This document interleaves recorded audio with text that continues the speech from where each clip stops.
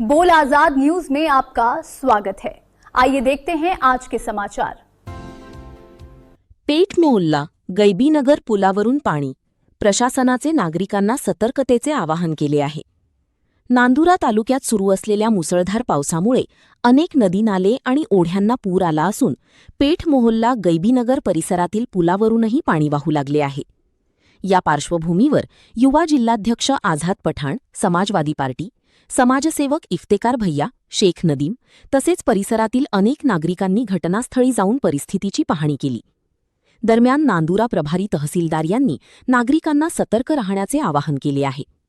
मुसळधार पावसामुळे पूरस्थिती निर्माण होण्याची शक्यता लक्षात घेता नागरिकांनी कोणत्याही परिस्थितीत पुलावरून किंवा वेगाने वाहणाऱ्या पाण्यातून जाण्याचा प्रयत्न करू नये। नदी, नाले, ओढे व पाणी साचलेल्या धोकादायक ठिकाणांपासून दूर राहावे, तसेच लहान मुले व ज्येष्ठ नागरिकांची विशेष काळजी घ्यावी असे प्रशासनाने स्पष्ट केले आहे।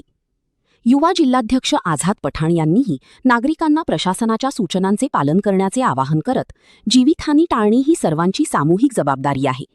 कोणत्याही प्रकारचा धोका पत्करू नका, सुरक्षित रहा आणि इतरांनाही सतर्क करा असे सांगितले। प्रशासनाकडून परिस्थितीवर सातत्याने लक्ष ठेवण्यात येत असून नागरिकांनी अफवांवर विश्वास न ठेवता केवळ अधिकृत माहितीवरच विश्वास ठेवावा असे आवाहन करण्यात आले आहे। पावसाचा जोर कायम असल्याने सर्वांनी अत्यंत सावधगिरी बाळगण्याची गरज आहे। माननीय तहसीलदार साहब जो है यानी बाढ़ का दौरा करने के लिए गैबीनगर के पुल पर आ चुके हैं।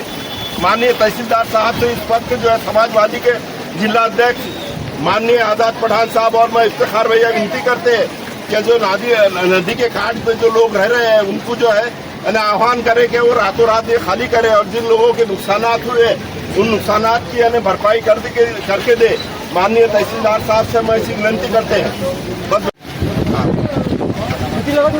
बुलढाणा जिल्ह्यासाठी येलो अलर्ट असून सर्व नागरिकांना विनंती आहे की त्यांनी अतिशय सतर्क राहावे।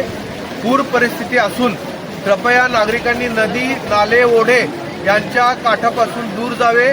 कोणीही विनाकारण स्वतःचा जीव धोक्यात घालून पाण्यात उतरणे, ओढा, नाले, नदी ओलांडणे असे प्रकार कृपया करू नये। प्रशासन सतर्क असून सर्व प्रकारचे यंत्रणा तैनात आहे।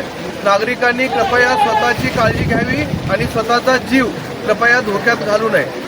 धन्यवाद साहेब।